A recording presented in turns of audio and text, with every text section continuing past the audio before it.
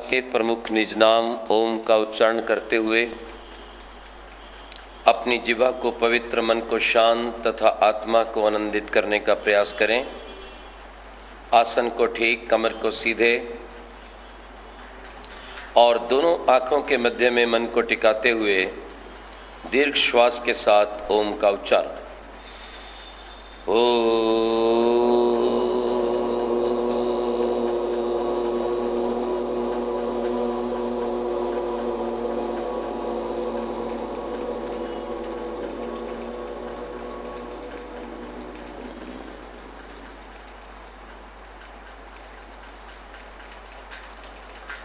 इंद्रं वरदन्तु अप्तुरः किण्वन्तो विश्वमार्यम् अपघनन्तो अराम्णः।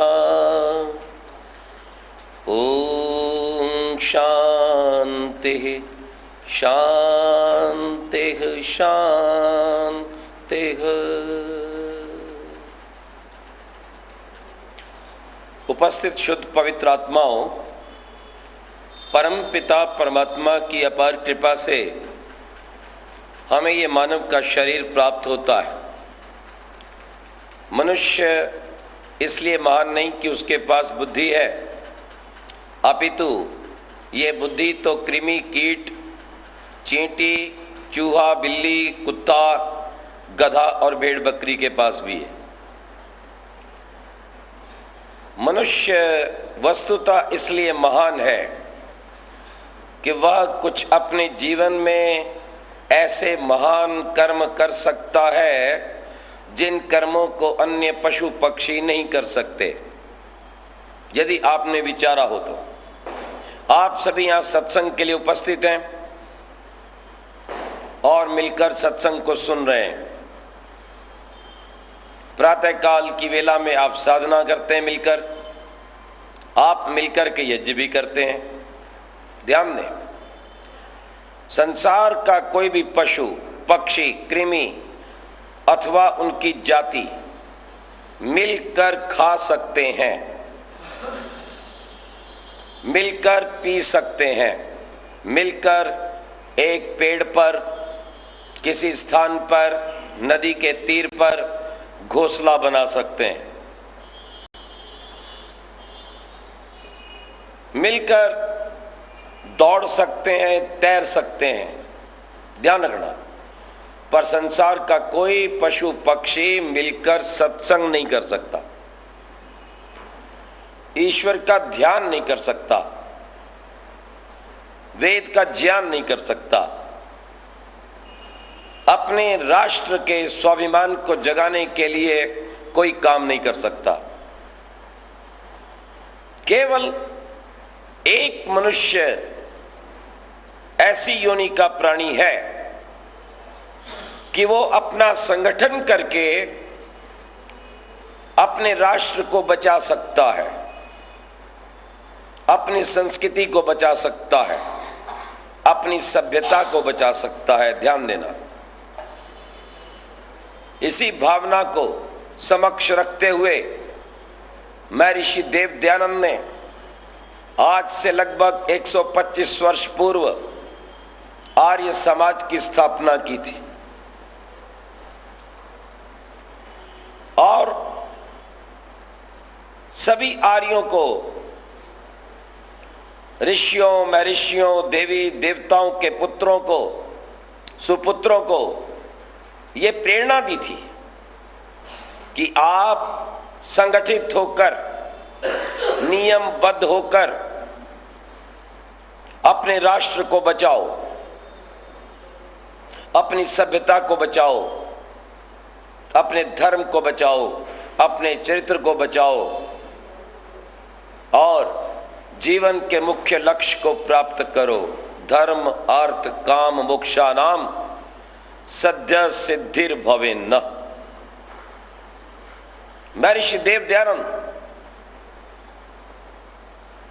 सत्यार्थ प्रकाश के आदि के पृष्ठों में भूमिका में लिखते हैं, मेरा मुख्य प्रयोजन सत्य और असत्य का निर्णय करना है। मैं मत मजहब के झगड़ों को पसंद नहीं करता।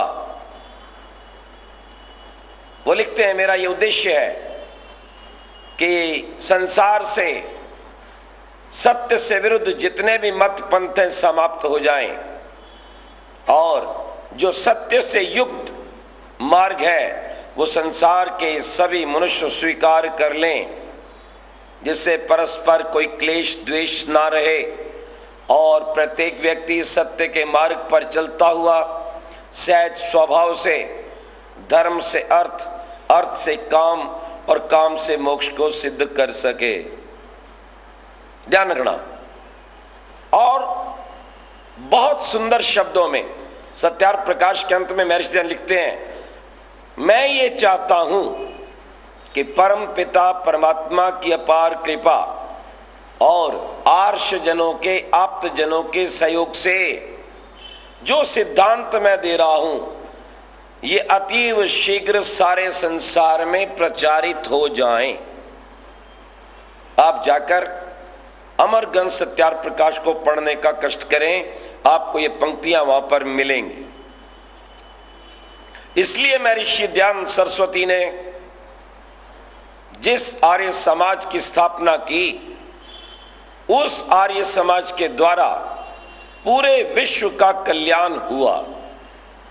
ध्यान रखना, उस कल्याण की आधारशिला क्या थी, क्यों कल्याण हुआ और बहुत गति से हुआ। छुआछूत का निवारण, आज कोई छुआछूत की बात नहीं कर सकता, एक दंडनीय अपराध है।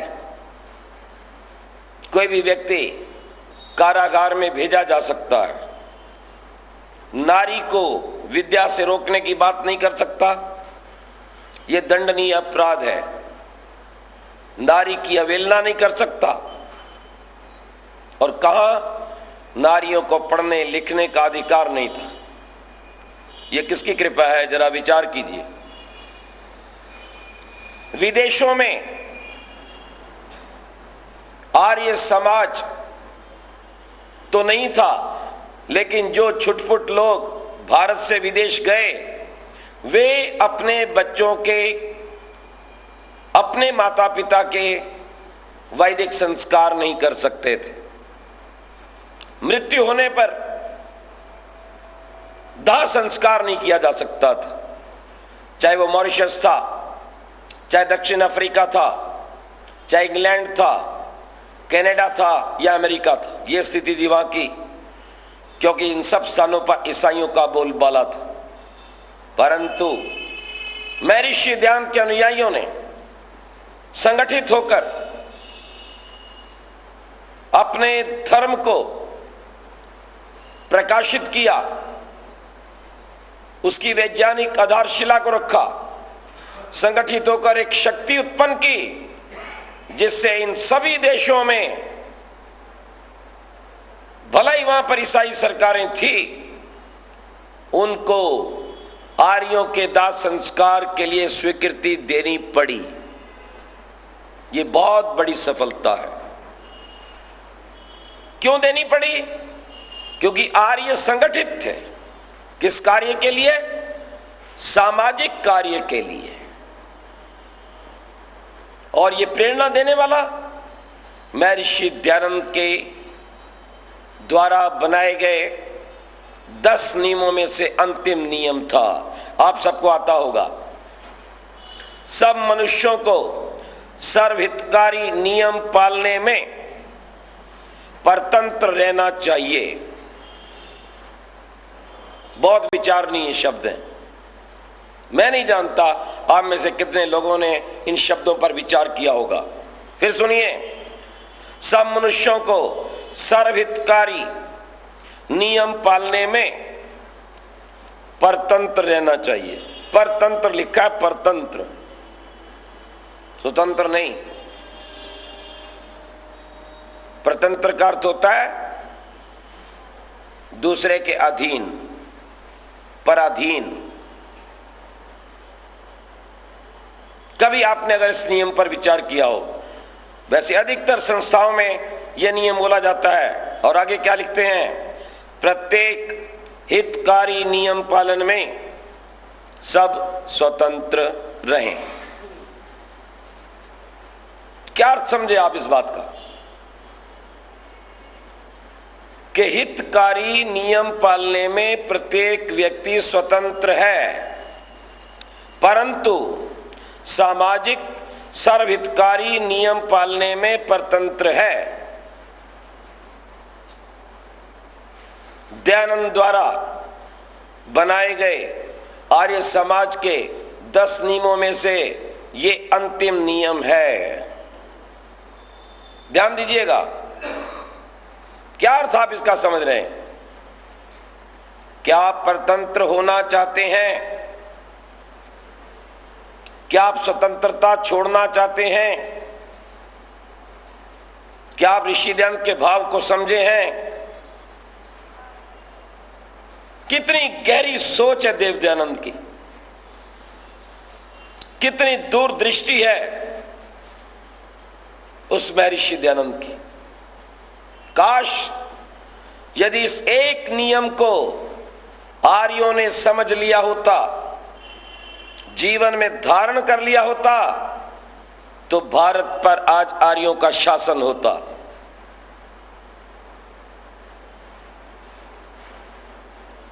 हर समाचार पत्र में वैदिक नियम आपको दिखाई देते, मीडिया पर महर्षि दयानंद का जीवन दिखाई देता। भारत सरकार को एक वैदिक चैनल चलानी पड़ती और पूरे देश में प्रत्येक विद्यालय में संस्कृत अनिवार्य होती। ध्यान दो, इस तरह से स्थान स्थान पर गौएं ना कटती यदि आपने इस नियम को जीवन का अंग बना लिया होता। हम महर्षि दयानंद की जय जयकार तो बहुत करते हैं, आर्य समाज की भी जयकार करते हैं, पर वो जयकार है कहां और कितनी है, जरा सोचो।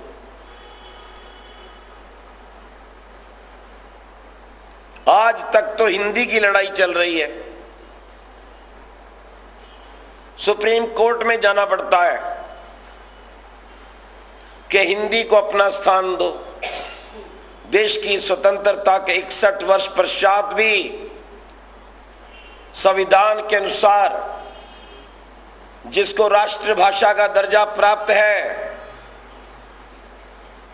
वो भी आज पंगु होकर बैठी है।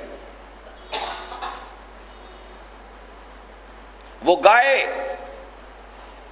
जिसके लिए महर्षि दयानंद ने 125 वर्ष पूर्व आंदोलन चलाने का प्रयास किया था, वो आज भी कट रही है।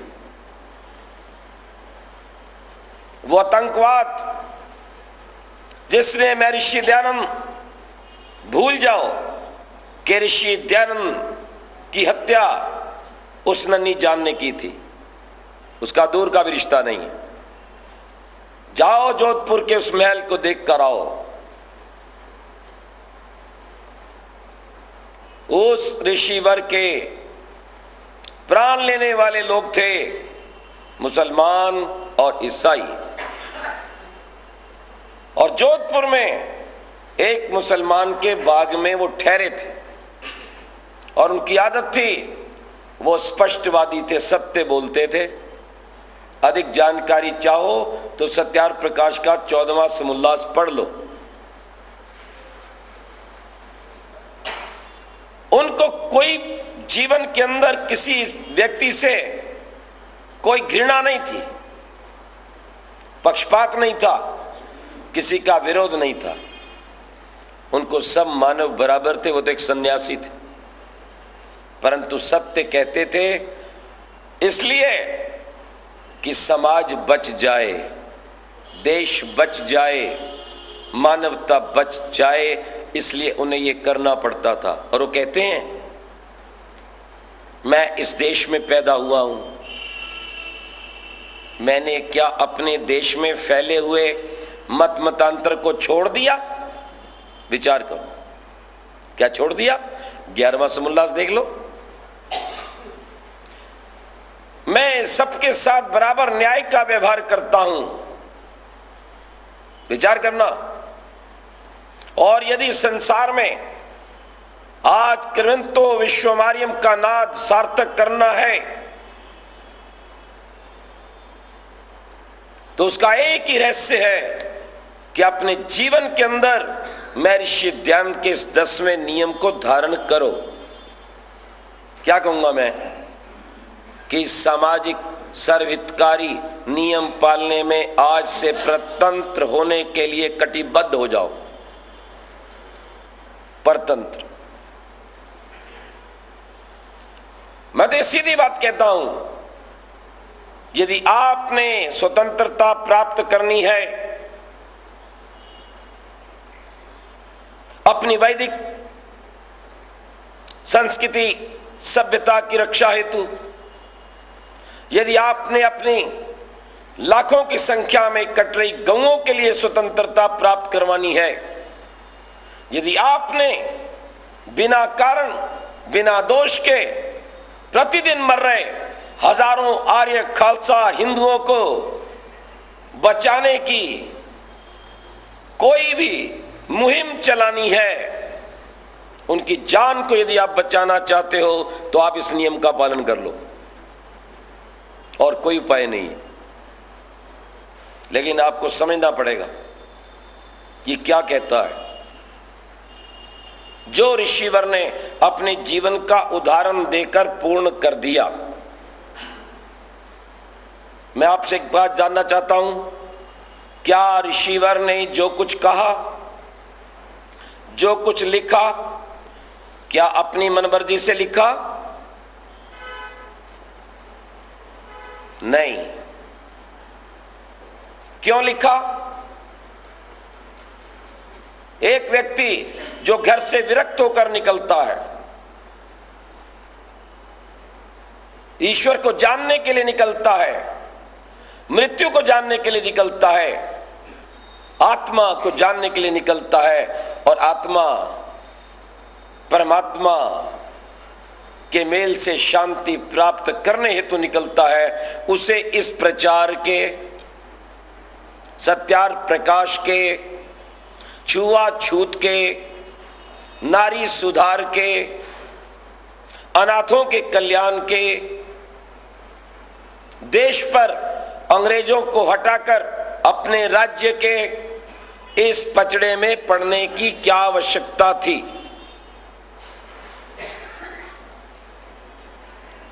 जरा खुले दिमाग से सोचो।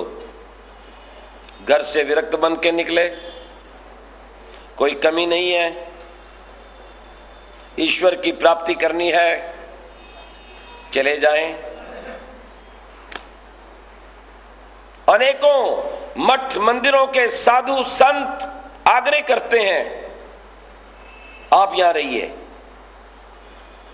एक कहता है मेरे पास रहिए, दूसरा कहता है मेरे पास रहिए, तीसरा कहता है आप हमारे पास रहिए, हमारी गद्दी भी आपकी होगी और हमारी संपदा भी आपकी होगी। क्यों नहीं रुकता दयानंद?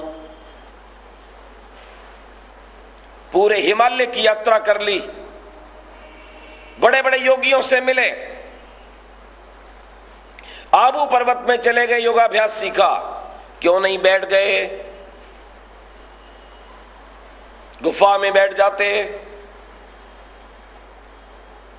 समाधिस्थ हो जाते, परमात्मा के आनंद को प्राप्त करते।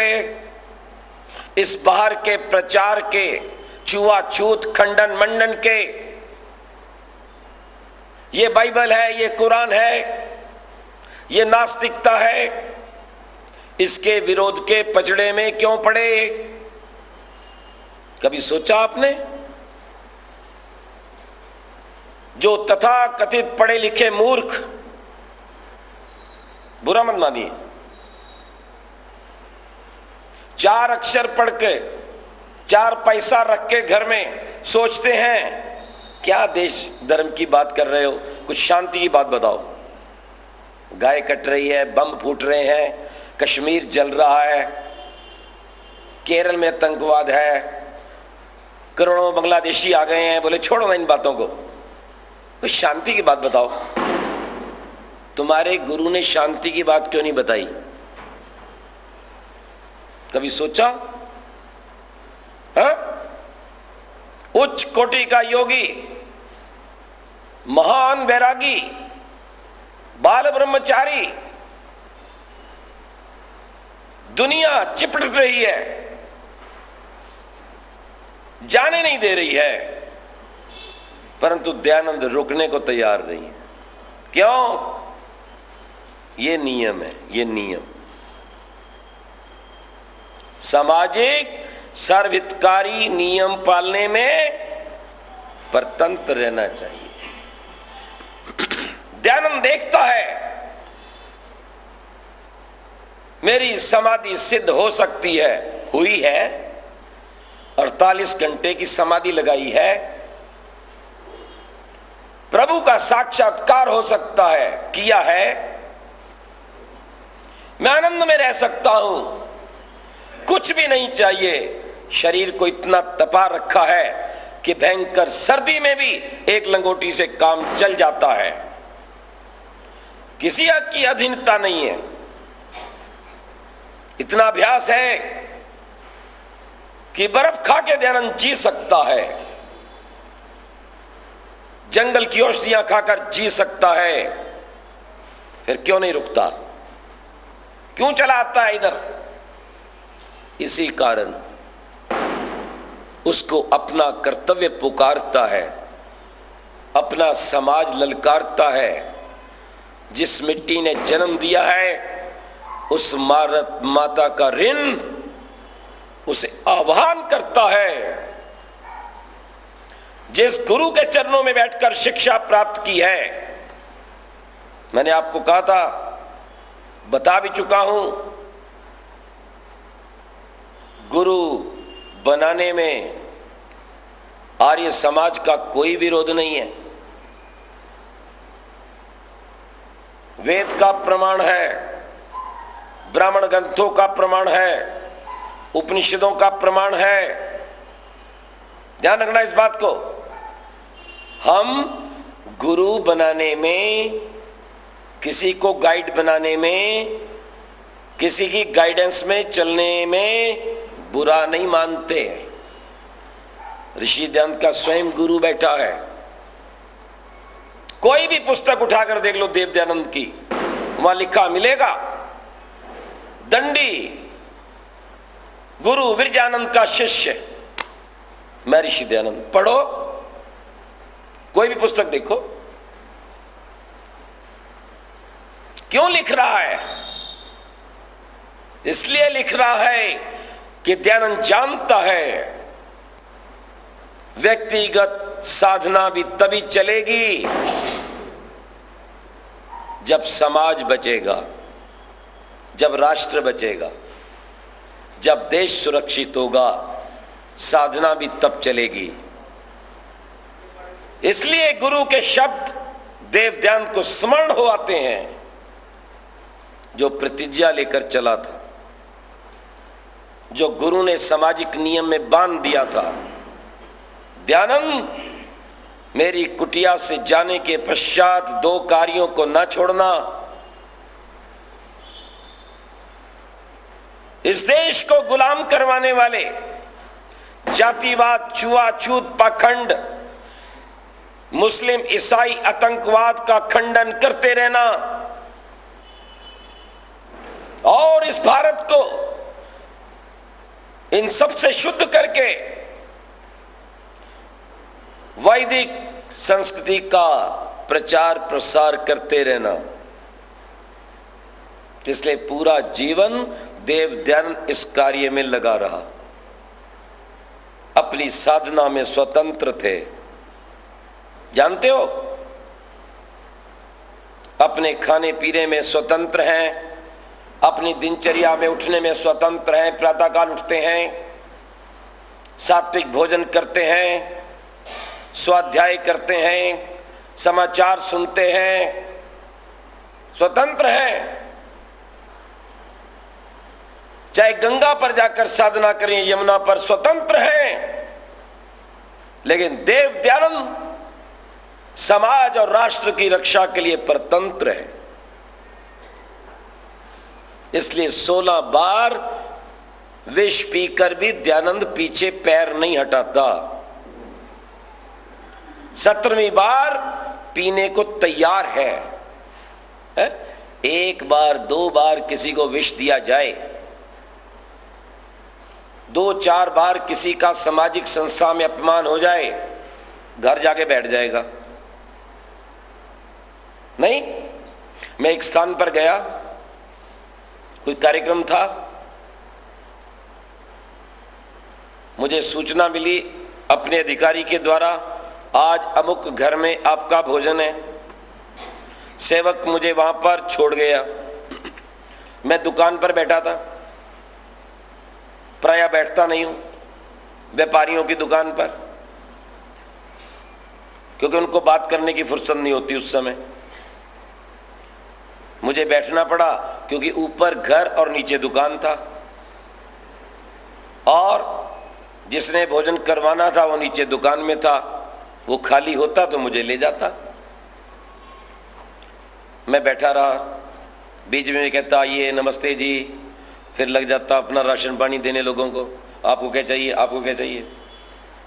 फिर कहता और बस अभी चलते हैं आचार्य जी, बस अब चलते हैं। अच्छा आप आए हुए हैं, आप वेद प्रचार कर रहे हैं। फिर थोड़ी देर बाद किसी को तेल, किसी को हल्दी, किसी को लून दे रहा। मैंने कहा भी मजबूरी है। जब वो थोड़ा निवृत्त हो गया ना, फारिग हो गया, मैंने कहा सेठ जी आप आर्य समाज में तो नहीं आते? कहने लगा हाँ मैं आर्य समाज में नहीं आता।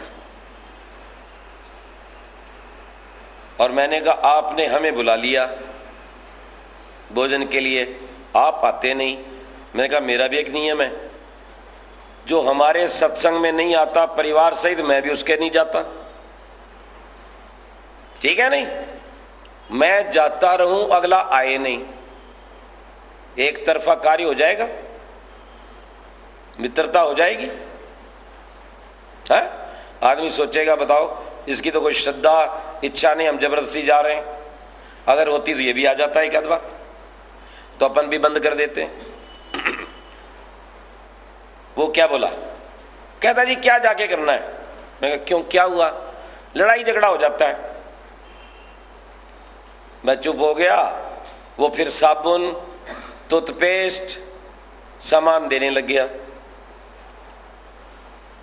फिर वो मुड़ के आया, कहता जी चलें? हाँ, मैंने कहा चल तो पड़ेंगे, एक बात बताओ। कहते क्या? मैंने कहा दुकानदारी कब से चल रही है? कहता हो गए कोई 30 वर्ष हो गए। और मैंने कहा ये बेटे? बोले हाँ मेरे पास 2 बेटे हैं, मेरी दुकान पे ही काम करते हैं। मैंने कहा और बेटी? बोले हाँ एक बेटी भी है। और मैंने कहा माता जी? बोले हाँ श्रीमती बिल्कुल ठीक है, उसी ने आज आपके लिए भोजन बनाया है। हाँ, मैंने कहा ठीक। मैं कहा सेठ जी एक बात बताओ, कभी बेटे से झगड़ा हुआ? कहता हाँ जी हो जाता है, देखो जहाँ 4 बर्तन रहते हैं वहाँ खड़क ही जाते हैं। मैंने कहा कभी ग्राहक से झगड़ा हुआ? हाँ जी कभी हो जाता है, क्या करें दुकानदारी है, संसार है। मैंने कहा विवाह किए भी काफी वर्ष आपको हो चुके हैं, पत्नी से कभी झगड़ा हुआ? कहता हाँ जी ये तो स्वाभाविक बात है, अब आप संसारिक थोड़ा ही हो, जहाँ घर गृहस्थी होती है कुछ ना कुछ थोड़ा बहुत तो हो ही जाता है ना। मैंने कहा ठीक है। मैंने कहा सेठ जी एक बात बताओ, तुमने दुकान नहीं छोड़ी? क्या कहा? मैंने कहा ग्राहकों से झगड़ा हो जाता है, तुमने दुकान नहीं छोड़ी। अब तो उसकी समझ में आने लग गया, क्योंकि आदमी अगर उदाहरण देकर समझाए ना और सीधा उसी का दे, इधर उधर का नहीं। आजकल समय है कम, सीधा देना चाहिए उदाहरण। मैंने कहा सेठ जी दुकान नहीं छोड़ी, झगड़ा हो रहा है। बेटा नहीं छोड़ा तूने, 55 से ऊपर वानप्रस्थ ले लिया होता। पत्नी से झगड़ा होता है, पत्नी नहीं छोड़ी, उसी घर में रह रहे हो, झगड़ा होता है। मैं कहा झगड़े के कारण पत्नी नहीं छोड़ी, बेटे नहीं तुमने छोड़े, दुकान नहीं छोड़ी, आर्य समाज छोड़ दिया कि फालतू है? बोल। इसका मतलब है तुम्हें अपने दयानंद के आर्य समाज से प्यार नहीं है। अगर अपने घर, अपनी दुकान, पत्नी और बेटे की तरह प्यार होता तुम्हारे समाज को कभी ना छोड़ते। और वो आर्य समाज जिसने 125 वर्ष से पूरे विश्व की सेवा की है, बिना जाति पाति के, बिना छुआछूत, बिना ऊंच नीच के। मुझे दुनिया की कोई दूसरी संस्था बता दो, विश्व की सबसे बड़ी सामाजिक कल्याण करने वाली संस्था जो लोकतंत्र पर आधारित है, चुनाव प्रणाली पर, जिसने 125 वर्ष में सबसे अधिक पाखंडों को दूर किया, छुआछूत को दूर किया, आडंबरों को दूर किया, पिछड़ों को गले लगाया, माताओं का सर का ताज बनाया, अरे भारत को आजाद करवाया, अंग्रेज को इस देश से भगाया। हर मौलवी और हर पादरी भारत से बिस्तर गोल करके चला जाता अगर देश के वोट खोर गद्दार नेता बीच में ना आते। तो जब हमारे पंडित शास्त्रार्थ करते थे, मौलवी और पादरी के पजामे ढीले हो जाते थे, उत्तर नहीं बनता था, कहां जाऊं। ये सरकारीकरण हुआ, तुम दंगा फैलाते हो, अशांति भंग करते हो, उसको रोक दिया। चोरों, उचक्कों, पाखंडियों को सुरक्षा दे दी। आज पूरे भारत का सत्यानाश होने जा रहा है। हो रहा है कि नहीं? बोलो। किसी नेता ने अपनी मां का दूध पिया हो तो कश्मीर पे बोले। कल तक हमें पाठ पढ़ाया जाता था, सब ईमानदार हैं, सब देशभक्त हैं, दो चारों की बात छोड़ो ना। मैंने कहा ये बता, कश्मीर के मुसलमानों का कुरान जिसको हाथ में लेकर पूरे कश्मीर को मुस्लिम स्टेट बनाना चाहते हैं, क्या वो अलग है और शेष भारत के मुसलमानों का कुरान अलग है? क्या जवाब देगा नेता? क्या उत्तर देगा इलेक्ट्रॉनिक मीडिया? क्या उत्तर देंगे अखबार के चलाने वाले? बोलो। बोले एक ही है। मैंने कहा फिर क्या होगा आगे? जब इन्होंने अपनी मेजॉरिटी बनाकर, बहुसंख्या बनाकर ये साफ कह दिया हम सेकुलर भारत के साथ नहीं रह सकते, हमारा मजहब कुरान है, मोहम्मद का शरीयत है, इस्लाम का और सेकुलरिज्म का कोई मेल नहीं है, इसलिए कश्मीर के मुसलमान पाकिस्तान की तरह अलग राज्य चाहते हैं। क्या उत्तर है इन गद्दारों के पास? काश 125 वर्ष पूर्व जो देवदयान ने औषधि दी थी, वो 14 सुमुल्लाह की अगर वो पढ़ लेते, उसके ऊपर चल जाते और सर्वहितकारी सामाजिक नियम पालने में परतंत्र हो जाते, तो आज कश्मीर जल ना रहा होता। जब सरकारी गाड़ी निकलती है ना लाल चौक से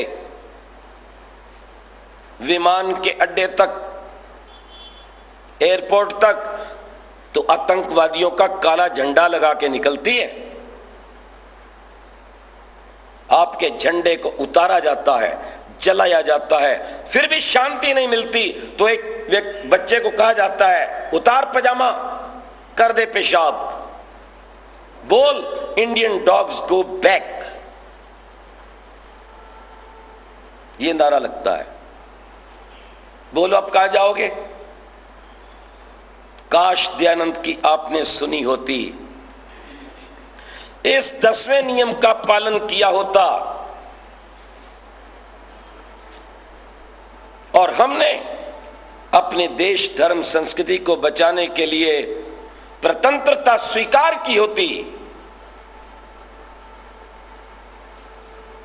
हम बंधन को स्वीकार करते कि अपने देश संस्कृति को बचाने के लिए हम तैयार हैं, हमें आदेश दीजिए, हम घरों पर नहीं बैठेंगे, हम सेना सजाकर बाहर निकलेंगे, हम आंदोलन चलाएंगे। क्यों ना झुकती सरकार? बिल्कुल झुकती अगर ऋषि दयानंद का ये नियम हमने आत्मसात किया होता। सज्जनों, विचार करो, जो उस समय प्रभाव था जब अंग्रेजों ने घुटने टेके थे और ये कहा था the most dangerous movement against British empire is Arya Samaj, ये वर्डिंग है, मेरी नहीं, उन गोरों की जो शासन करते थे, जिनके पास महान शक्ति थी, जिनके राज्य में सूर्यास्त नहीं होता था इधर से उधर तक। वो गोरे डरते हैं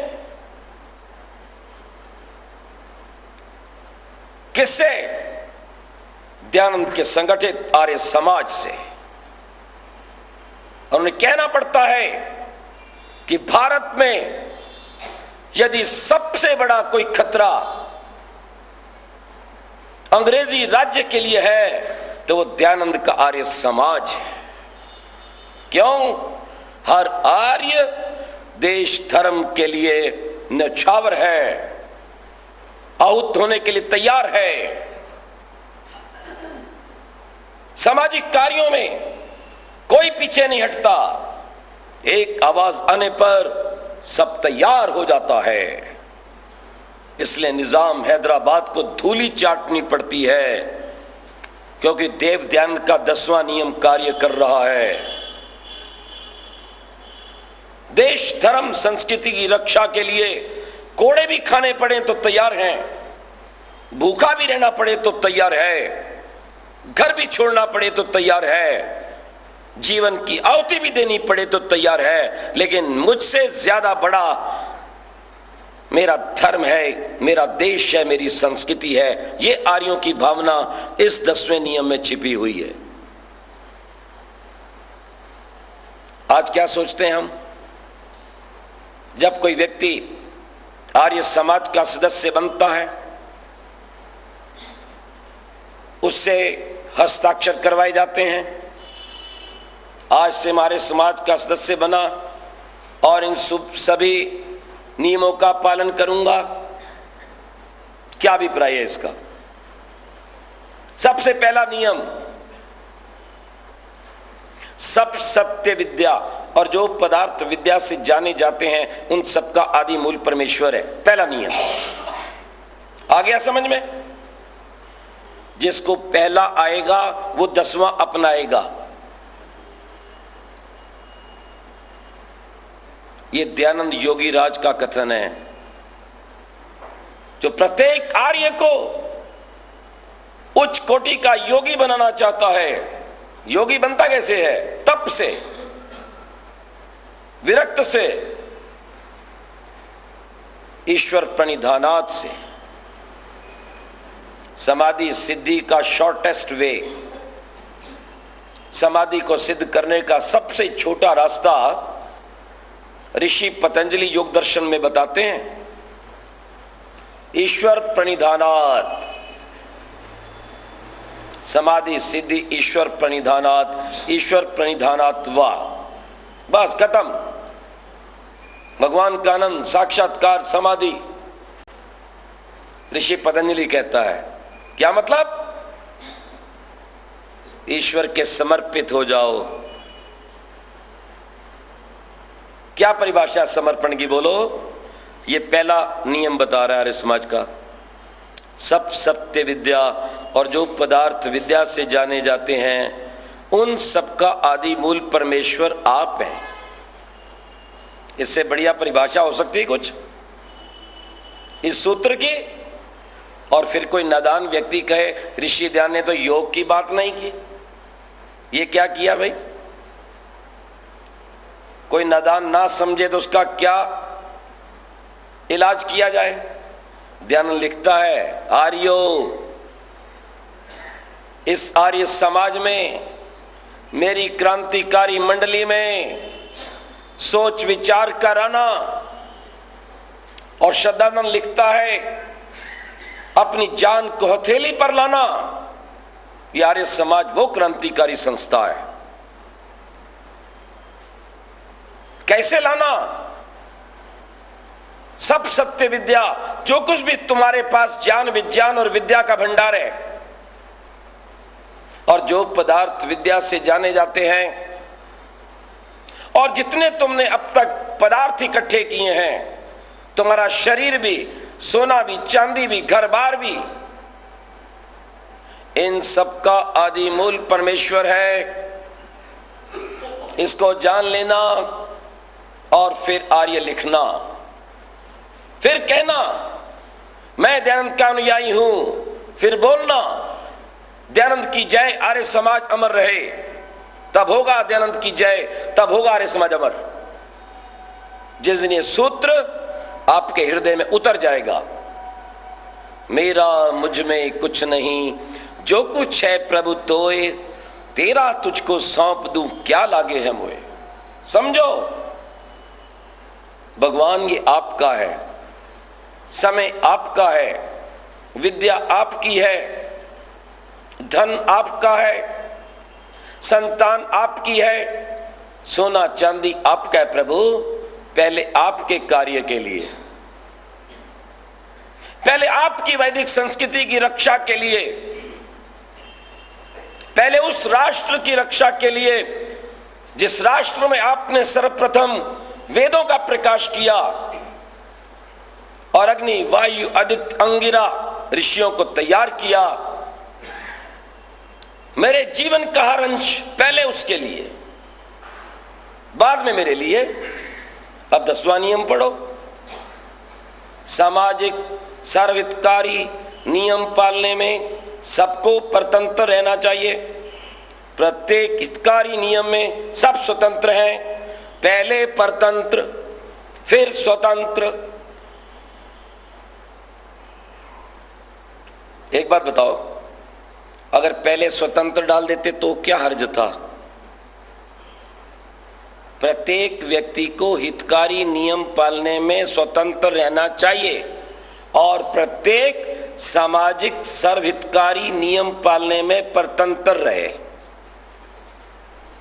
अगर इसी नियम में पहली पंक्ति व्यक्तिगत स्वतंत्रता की होती और उसके बाद दूसरी पंक्ति सार्वजनिक परतंत्रता की होती तो क्या आपत्ति थी?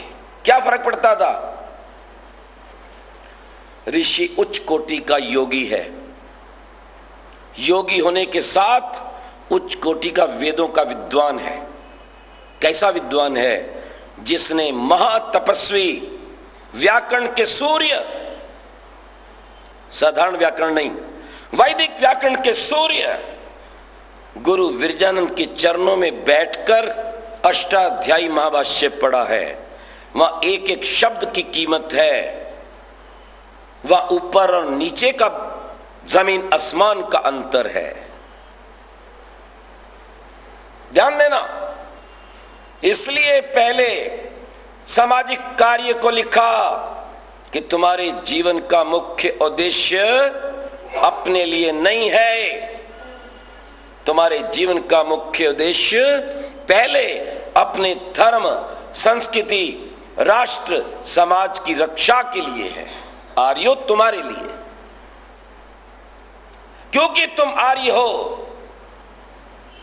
उच्च कोटि के तपस्वी योगी यतियों की संतान हो, जिन्होंने अपना स्वार्थ नहीं साधा, राष्ट्रहित सर्वस्व समर्पण कर दिया, उनको स्मरण करो। ऋषि ब्रह्मा को स्मरण करो, पूरा जीवन वैदिक ज्ञान के विस्तार के लिए आहुत कर दिया। महातपस्वी भोले शंकर को स्मरण करो, जिन्होंने व्यक्तिगत ऐश्वर्य, व्यक्तिगत सुख को लात मारकर पहले अपने राष्ट्र की राक्षसों से रक्षा की। आज भी इसी कारण उनकी शिवरात्रि मनाई जाती है। स्मरण करो श्री राम को, जबकि दशरथ स्वयं इशारा कर रहे हैं, मैंने वचन दिया है, तुम मुझे जेल में डालो, स्वयं राज्य करो, क्यों भटकते हो? नहीं, सामाजिक सर्वहितकारी नियम पहले है और व्यक्तिगत सुख, व्यक्तिगत ऐश्वर्य बाद में है। आर्यो, ध्यान से सुनना, तुम 125वां वर्ष बनाने जा रहे हो दयानंद का, पर दयानंद की आत्मा को समझो। दयानंद का आत्मा क्या चाहता है? श्री राम को महलों का सुख पहले नहीं, पहले ऋषियों के यज्ञ की सुरक्षा का तप है। इसलिए ऋषि परीक्षा कर रहा है दशरथ को। अगर वो चाहता तो ये कह सकता था, हमारे यज्ञों की राक्षसों से रक्षा करो राजन, अपनी सेना भेजो। अरे दशरथ चक्रवर्ती सम्राट है, कोई सेना की कमी है क्या? क्यों फिर बेटे मांगे? अब अपने आप से पूछो, आप कहां खड़े हैं? आप अपने देव दयानंद के लिए, वैदिक संस्कृति के लिए क्या दे सकते हैं? अपने आप से पूछो। आज भी जब शिव जी का नाम आता है तो कहते हैं आर्यपुत्र, श्री राम का नाम आता है तो आर्यपुत्र, श्री कृष्ण का नाम आता है तो आर्यपुत्र। क्यों? इसलिए वो आर्य हैं कि पहले उनके लिए देश धर्म है और पीछे उनके लिए अपना जीवन है। इसलिए दयानंद पहले सामाजिक कार्यों को रखता है और फिर व्यक्तिगत कार्यों को स्थान देता है। वाह रे दयानंद! इसलिए श्री राम चला जाता है महलों को लात मारकर धर्म की रक्षा करनी, जंगल जंगल जाता है, संस्कृति का उपदेश देता है, अत्याचारी अन्यायकारी उस राक्षस का, रावण का अंत करता है। इसलिए आर्य है, त्याग की भावना है, उससे अधिक त्याग भरत का है। अगर आप देश धर्म की मर्यादा का पालन करने के निमित्त 14 वर्ष का वनवास कर सकते हैं तो मैं बाध्य हूं, मैं अयोध्या छोड़ नहीं सकता, लेकिन मैं भी इस कार्य में पीछे नहीं रहूंगा। मैं रहूंगा तो अयोध्या में भी, लेकिन राज्य मैं भी नहीं करूंगा, मैं भी उसी तपस्वी वेश में रहूंगा। ये आर्य है। आज हम कहां खड़े हैं? खाने पीने के बाद भी हमारे पास समय नहीं, धन नहीं, विचार नहीं, और देश धीरे धीरे धीरे आपके हाथों से जा रहा है। कल तक कुछ सरकारी कार्यालय गए थे, वोट गई थी, कुछ सीमाएं गई थी। आज देश की सबसे मूल्यवान संपदा न्यायपालिका आपके हाथ से निकल गई है, खरीद लिया गया उन्हें। जो केंद्रीय सरकार लोभी और लालची गद्दारों का वोट लेने के लिए योजना बनाती है, उसके ऊपर आपका न्यायालय ठप्पा लगा देता है, मोहर लगा देता है। और उच्चतम न्यायालय का न्यायाधीश यह निर्णय देता है कि एमएफ हुसैन द्वारा भारत माता का नग्न चित्र छापना कोई अपराध नहीं है, ये उसकी कला है, और आप चुपचाप घरों में आराम से बैठे हैं। अब खा पी रहे हैं। कोई संस्था हिली नहीं दिल्ली की। विचार करो, इतना पतन कि जो भारत का प्रतीक भारत माता, जिसके प्रति करोड़ों की आस्था, एक जज सरकार के इशारे पर यह निर्णय कर दे, जो दिखाई भी पूर्ण वस्त्रों में जाती है, प्रतीक है, सिंबल है। उस जज की हिम्मत कैसे हुई कि अगर एमएफ हुसैन ने कुरान की पंक्तियों को लेकर गैर मुसलमानों का अपमान करने की भावना से, जो मूर्तियों को मानते हैं उन्हें लज्जित करने की भावना से जानबूझकर ये चित्र बनाया है। ये महामूर्ख तो कुरान पढ़ते ही नहीं, जबकि मात्र 15 रुपए की मिलती है। आपके पड़ोस में जामिया से छपी है, डॉक्टर फारूक खान का अनुवाद है। एक बार पढ़ तो लो, तब हमसे कहना क्यों आप इतना आरोप लगा रहे हो। ध्यान देना, मैंने कहा जज साहब, अगर आपकी माता को, आपकी पत्नी और आपकी बेटी को कोई ऐसा कलाकार, दुष्ट कलाकार नग्न बना देता तो तुम इसे कला मानते? मैंने कहा जज आंखें खोल, कहां पड़ा है? देश से बड़ा नहीं है। उस नादान कलाकार ने केवल भारत माता को नग्न नहीं बनाया, सीता को नग्न बनाया, लक्ष्मी को नग्न बनाया, सरस्वती को नग्न बनाया, दुर्गा को नग्न बनाया। एक वेद के पंडित, शिखाधारी, यज्ञोपवीत वाले एक ब्राह्मण को नग्न बनाता है और उसके सामने टोपीधारी एक मुसलमानों को कपड़ों में बनाता है। कला तो तब हम मानते जब एमएफ हुसैन मोहम्मद की 9 पत्नियों को, उसकी मां को नग्न बनाता। स्विट्जरलैंड में क्या हुआ था? जरा सी टोपी तो टेढ़ी की थी उसने, तो क्यों आग लग गई थी? पर ये आप बचेंगे कब? आप तो धीरे धीरे गुलाम किए जा रहे हैं। कल तक हमें एक ही आशा थी न्यायपालिका से कि ये रोक देती है, सवाल खत्म हो गया, पैसा फेंक दिया गया, थोक के भाव में आ रहा है। कितने आप स्वतंत्र हैं, दयानंद के आप पुत्र हैं, आर्य आप कहलाते हैं, जिसने स्वतंत्रता के लिए अपने प्राणों की बाजी लगा दी। लाजपत राय ने लाठियां खाई, बिस्मिल, भगत सिंह, आजाद, रोशन सिंह लहरी कोड़े पड़ते हैं, बर्फ की सिलियों पर लिटाए जाते हैं, लेकिन सर्वहितकारी सामाजिक कार्यों में परतंत्र रहना चाहिए। दयानंद के इस पाठ को नहीं भूलते। तुम्हारा जीवन राष्ट्र का है, धर्म का है, इसलिए हमारा आंदोलन सफल होता है। अंग्रेज बोरी बिस्तर बांध के भागता है, ये तो कुछ भी नहीं है। पर तब लोग सच्चे आर्य थे, इन नियमों को पढ़ते ही नहीं थे, जीवन में धारण करते थे। यदि आज आप पुनः दयानंद के सच्चे शिष्य बनकर, सच्चे आर्य बनकर इस 10वें नियम को स्वीकार कर लें, बहुत खाया पिया है, बहुत घर बनाया, बहुत संपदा जोड़ी है, अब शेष भाग जीवन का देश धर्म के लिए होगा। पहले देश का धर्म का कार्य होगा, पहले संस्कृति सभ्यता की रक्षा होगी, युवा पीढ़ी के चरित्र की रक्षा होगी, बाद में कुछ और होगा। कब होगा? पर जब आप दयानंद को मानेंगे।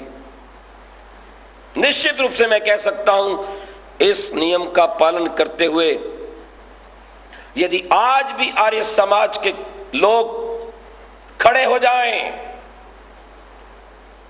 समर्पण कर दें मुंशी राम के लिए, तन का दान, मन का दान, धन का दान, संतान का दान। क्यों? सर्वहितकारी नियम पालने में परतंत्र रहना चाहिए। इसलिए मुंशी राम सर्वस्व का दान कर देता है। विचार करो, दयानंद ने आपको योजना दी है। मैं तो ये मानता हूं जिस दिन आर्य लोग इस नियम को लेकर खड़े हो जाएंगे, दयानंद पे विश्वास जगाएंगे, ईश्वर को हृदय से आदि मूल मान लेंगे, उस दिन आपका इस देश में आदर होगा, मां बहन की इज्जत बच जाएगी, गौ कटने से बच जाएगी, भारत इस्लामिक राज्य होने से बच जाएगा, ये कश्मीर धरती का स्वर्ग बच जाएगा, तुम्हारे सत्यार्थ प्रकाश का मान बच जाएगा और दयानंद के कार्यों का समाधान बच जाएगा। प्रभु आपको बल बुद्धि और शक्ति दे। ईमानदारी से विचारिए और जब ये कार्य आप करेंगे तब विश्व आर्य होगा। पहले स्वयं आर्य बनना होगा। इंद्रम वर्धन्तु अप्तुरा, पहले अपने ऐश्वर्य को बढ़ाओ, अपने सत्य को जगाओ, मिलकर आगे आओ, समाज के काम को बड़ा समझो। देश नहीं रहा तो कहां जाओगे? विचार करो। आज लाल चौक पे हवन कर सकते हो? क्या लाहौर में तुम्हारा उत्सव हो सकता है? क्या कराची में तुम्हारा यजुर्वेद पारायण हो सकता है? फिर इस देश का क्या बनेगा? विचार करो, संगठित हो जाओ, आगे बढ़ो। संकट की घटाओं में ना डरना सीखो, तूफानों से टकरा कर उभरना सीखो। जहरें पीकर दयानंद ये बोले थे, जीने की तमन्ना हो कुछ करना सीखो, कुछ मरना सीखो आर्यो। शक्ति योजना आपकी मुट्ठी में है। जीवन के रहस्य को समझकर दयानंद को अर्पित हो जाओ और मिलजुल कर अपने भारत को बचाओ। ओम शांति शांति शांति। हुआ है, देशद्रोहियों ने, विधर्मियों ने उनकी जान ली है, ध्यान रखना। इसलिए एक तो मैं चाहूंगा जो जो व्यक्ति महर्षि दयानंद के नाम से पट लगा रहे हैं वे निर्वाण शब्द ना लिखें, बलिदान लिखें। ये बड़ा भारी षड्यंत्र था अंग्रेजों का। दवाई के स्थान पर भी विष दिया जा रहा था। एक तरफ अली मर्दान खां था और मैं उस नालायक व्यक्ति का नाम भूल गया हूँ जिस मुसलमान के बाग में ठहरे थे और पहला प्रवचन देने के बाद उसके भतीजे ने वो तलवार निकाल कर और धमकी दी थी। ये बड़ा षड्यंत्र था, इसके ऊपर पुस्तक भी है। एक तो मेरा अनुरोध ही है। दूसरी बात, दयानंद सत्य के प्रहरी थे। कृपया ऋषि दयानंद का असत्य चित्र मत छापिए। उनके स्वाभाविक चित्र अभी भी मिलते हैं, नहीं हो तो आप संपर्क करेंगे तो मैं भी आपको देने का प्रयास करूंगा। मैंने विभिन्न अपनी वीडियो सीडीज के ऊपर उसी चित्र को रखा है जो कैमरे से छपा है। आप दोनों को मिलाएंगे तो जमीन आसमान का अंतर आएगा। तीसरी बात, दयानंद योगी राज थे। आत्मा के कल्याण के बिना, आत्मा को समझे बिना, विरक्त होने के बिना देश का काम नहीं हो सकता। जिन शहीदों ने काम किया इसलिए काम किया, वो विरक्त थे। चाहे चंद्रशेखर, बिस्मिल, चाहे आज़ाद, इन सब का जीवन पढ़ लो, सब योगाभ्यासी थे। तो एक तो हम ये योग साधना शिविर लगा रहे हैं। हमारे बहुत से परिचित अपने लोग जो दिल्ली में हैं वो वहाँ आ नहीं पाते। हिमाचल में पहाड़ है, रास्ता भी लंबा है, बहुत सी माताओं की शिकायत रहती, यहाँ क्यों नहीं लगाते? तो इस बार हमारी एक माता जी के विशेष सहयोग से जो गत 32 वर्ष से जुड़ी हुई हैं, एक यशोदा धाम वृंदावन में है, बहुत ही सुंदर आश्रम, हर दुनिया की सुविधा उसमें है। तो मैंने उनसे आग्रह किया, माता जी हम अपना शिविर लगा लें। उन्होंने कहा आप लगा लो।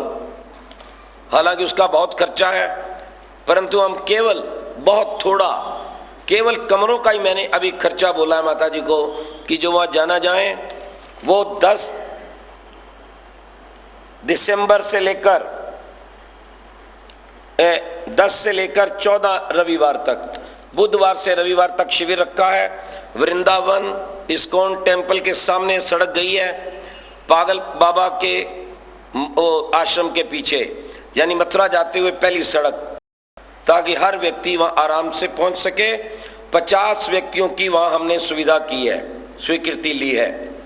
गर्म पानी, ये वो, खाने पीने का बहुत बढ़िया व्यवस्था। और जो वृद्ध हैं सब ऊपर बैठकर और समय पर साधना। ये हम एक शिविर लगा रहे हैं, माता जी को मैं ये दे रहा हूँ और उनको बाकी कॉपीज मिल जाएंगी। एक बेटा बैठा है, वो ला के देगा, कृपया सबको दे देना।